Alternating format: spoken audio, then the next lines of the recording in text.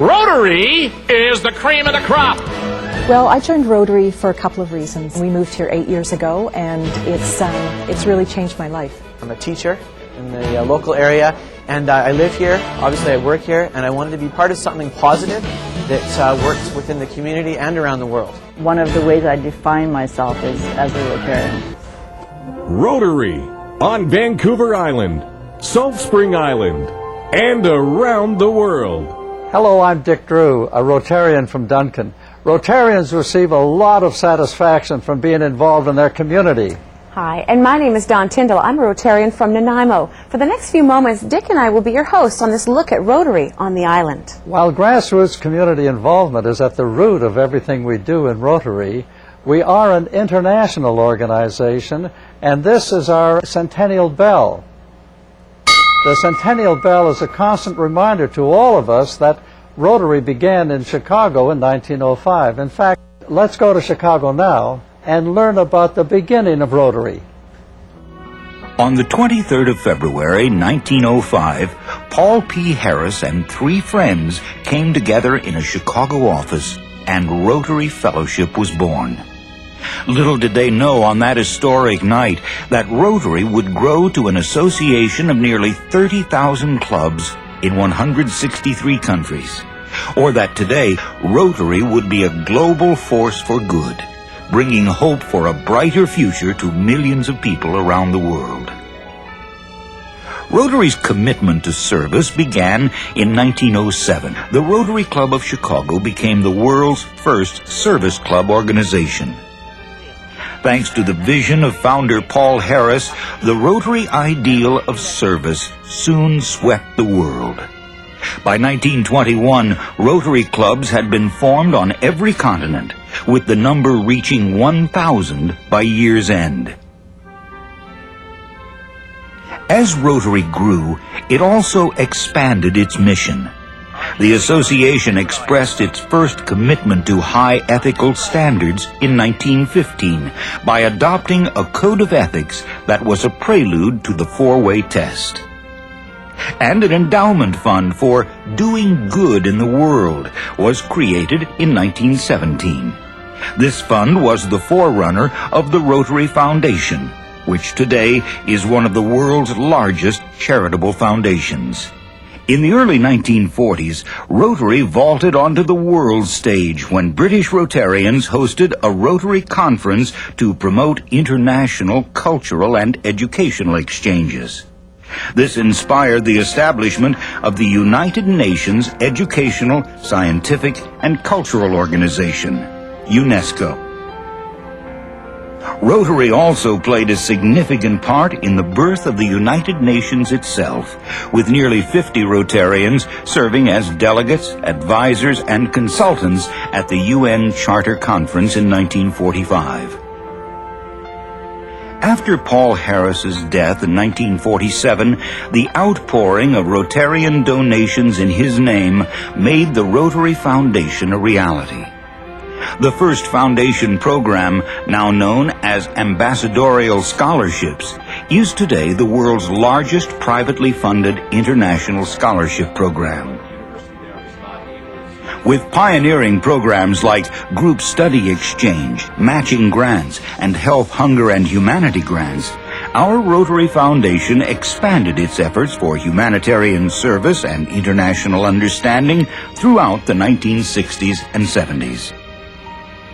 At the same time, RI was strengthening its commitment to youth with the inauguration of Interact, Rotaract, and RILA, as well as the establishment of Youth Exchange as an official program. In the 1980s, Rotary continued to develop and expand its programs. The Rotary Village Corps program was created, eventually becoming Rotary Community Corps. And the World Community Service Program, started in the 1960s, grew considerably as Rotarians became increasingly involved in international service. Rotary's historic commitment to immunize all the world's children against polio was initiated as the Polio Plus program in 1985. Rotary was the largest private sector partner in what became a global campaign to eradicate the polio virus. With more than $500 million committed by Rotary International and countless Rotarian volunteers mobilized for the eradication effort, the incidence of polio continues to decline dramatically. The declaration of a polio-free world in 2005 will be Rotary's proud and lasting legacy to the world's children. Polio Plus wasn't the only milestone in the 1980s. Late in that decade, Rotary was open to female membership, and the first clubs in Eastern Europe rejoined Rotary after an absence of almost 50 years. In the 1990s, Rotary addressed important global issues. Environmental protection was the focus of the Preserve Planet Earth program, and literacy, drug abuse prevention, aging, disaster relief, and family issues were afforded special emphasis during those years. Another dream long nurtured by Rotarians is finally being realized. At participating universities around the world, the Rotary Centers for International Studies in Peace and Conflict Resolution are currently being established, helping to further the Foundation's mission of achieving world understanding and peace. Today, 2 billion children are growing up without the threat of polio. And thousands of communities worldwide enjoy clean water and sanitation, accessible health care, and affordable education. All thanks to the compassion and commitment of 1.2 million Rotarians. In many parts of the world, once homeless families now live in clean, safe houses built by Rotary clubs.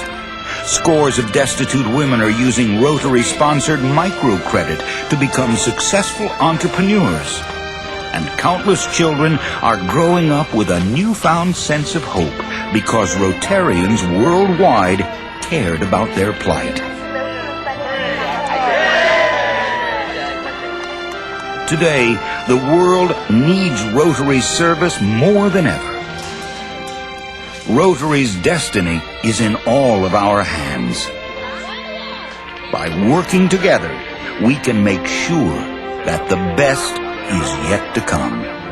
Well, Dick, that's the big picture. But let's get back to the island, our home. That's right, Don, because Rotary International is international, but we are local, and it's the local clubs that make the difference. We pride ourselves on youth involvement. In fact, Rotarians, pick a sport. Hockey, volleyball, swim teams, baseball. It's either sponsored by a Rotary club or coached by a Rotarian. And Don, one of our proudest and most successful programs is our Youth Exchange program. Every year, Rotary clubs bring grade 12 exchange students from around the world to study for 1 year here in Canada. We've been doing this for years. And I've really enjoyed being on exchange over here and meeting people from around the world, other exchange students, and having my parents over. They came over to visit and seeing the world I've been living over here. Rotary made a dream come true for me. My husband Charlie and I have enjoyed being host parents. We've hosted students in Nova Scotia, in Niagara Falls, and now here in Vancouver Island. Every year, Rotary clubs sponsor grade 12 students to attend 1 year of school in another country. While there, they live with Rotarians. When they return, they speak at Rotary clubs and tell what they have learned about that country.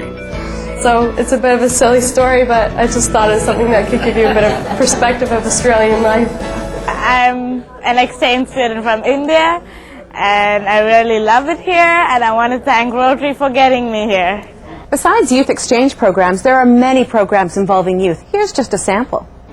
Rotary Interact is, we see it as a youth version of the Rotary Club.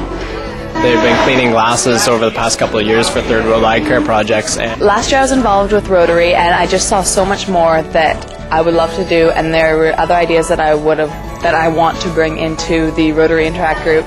Every summer, Rotarians in BC sponsor young students to attend the week-long Adventures in Music put on by the Courtenay Youth Music Centre. For 1 week, they receive professional training while billeting in the homes of Courtenay Rotarians. Adventures in Music helped me decide that I probably want to pursue music as a career. Service above self and community involvement, those are words you hear often spoken by Rotarians. It's what makes us who we are. In fact, when there's a need in the community, we try to fill it.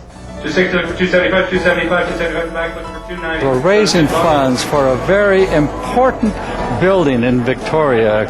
And of course, the lodge is a home for people up island who have to go to Victoria for cancer treatment. We exist here in Victoria so that people who live out of town have a place to stay while they're getting radiation or chemotherapy treatments at the clinic here. So it's for all the residents of Vancouver Island. The Rotary Club of Victoria started this project in 1990. Our building consists of 41 units altogether. When I moved into Rotary House, they were really supportive. It was a nurturing, safe environment to raise my daughter in. I really appreciate that the Rotary Club allows me to live here. Over the years, Nanaimo Rotarians have made a number of very significant contributions to our city. The Nanaimo North Club contributed over $285,000 to the restoration of this important Nanaimo landmark. A donation by the Rotary Club of Nanaimo led this to be known as Rotary Bowl. This is the world's largest hockey stick, which welcomed over 30 million visitors to Expo 86 in Vancouver. A committee of mostly Rotarians, with an initial grant from the Rotary Club, began lobbying before Expo ended to acquire this artifact for the island, and here's the result. There's no doubt that the local community is our main concern in Rotary, but we never overlook global issues. In 1985, Rotary made a pledge to the World Health Organization and UNICEF to help eradicate polio worldwide. And since 1985, Rotarians have contributed over $750 million Canadian, plus millions of hours raising the money towards eradicating polio. Polio is just one of the health issues that we conquer and tackle around the world. Here is past International President Rick King at a recent conference in Seattle. Rotary is the cream of the crop. We've just immunized 2 billion children against polio.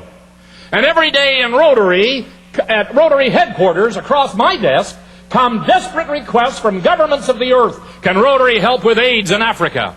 Can Rotary help with dengue fever? Can Rotary distribute food?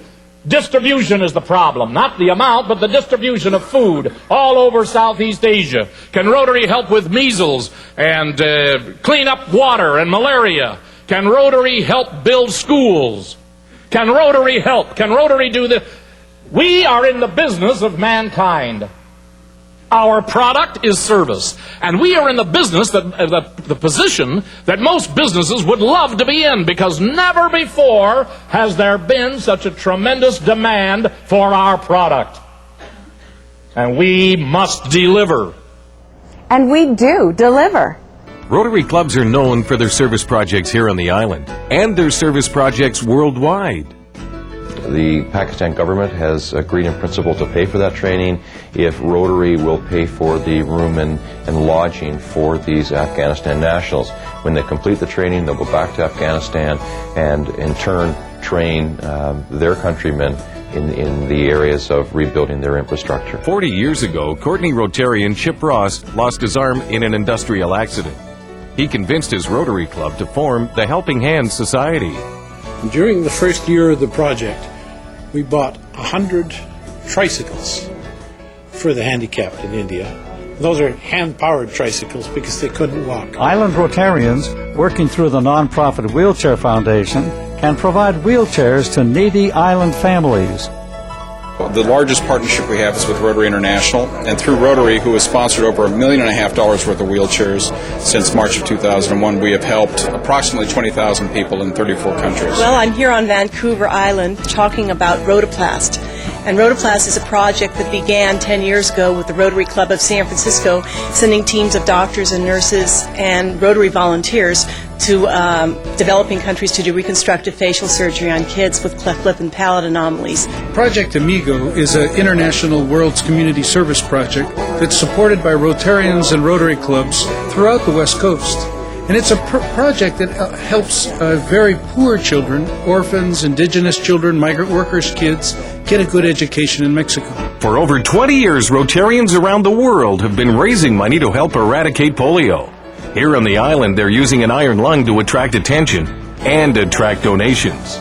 That we're looking for all the help that we can get, because I think it's really important for the world in general to completely eradicate this horrible disease. Rotary has over 1.25 million members in over 163 countries in 33,000 clubs, and each club is involved in their own community in their own way.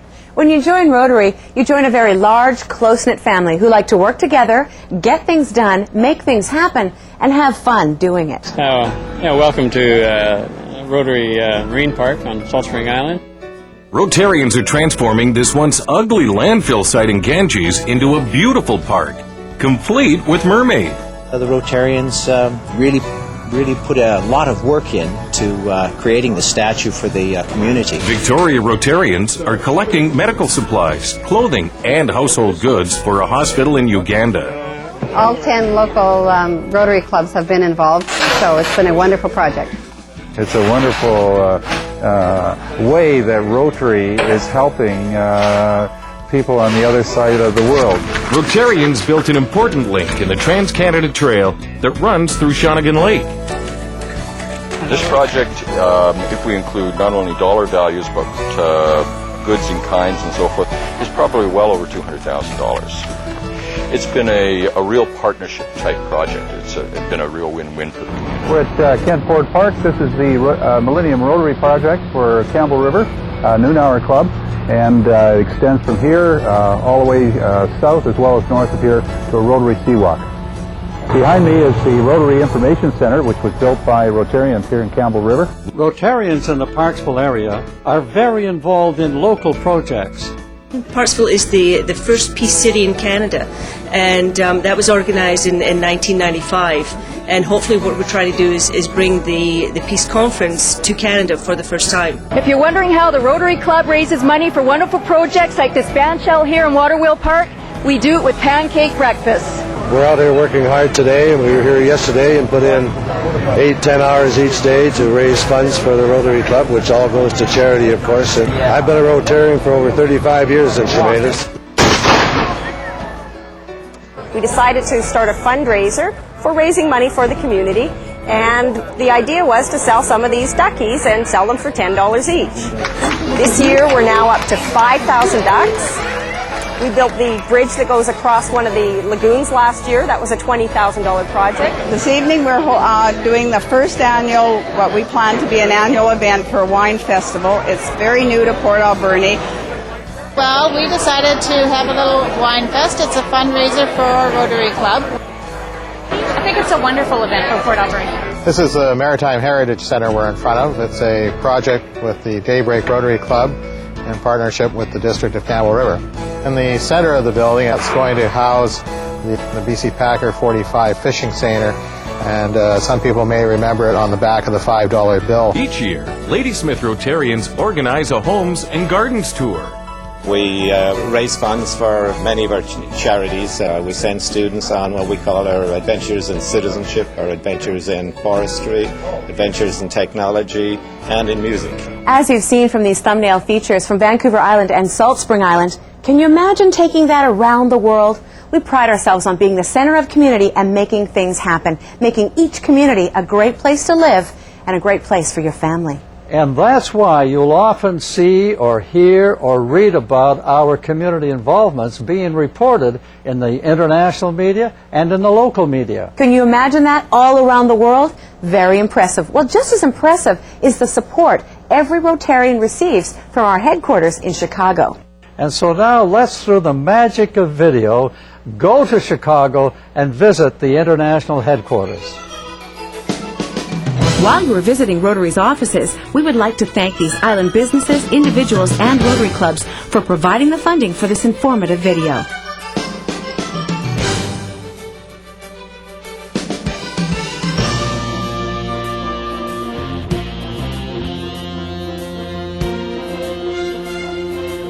We would also like to acknowledge these people for donating their creative talents to this project.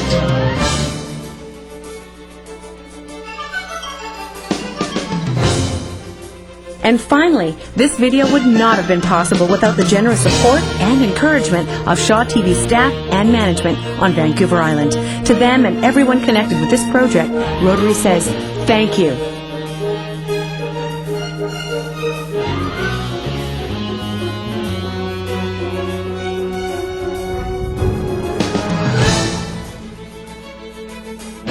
I joined Rotary because I felt I did not contribute to the community in the past, and I found it to be very rewarding. I enjoy the fellowship, but I think mostly it's because of the Rotary theme, and that's service above self. So, join Rotary now.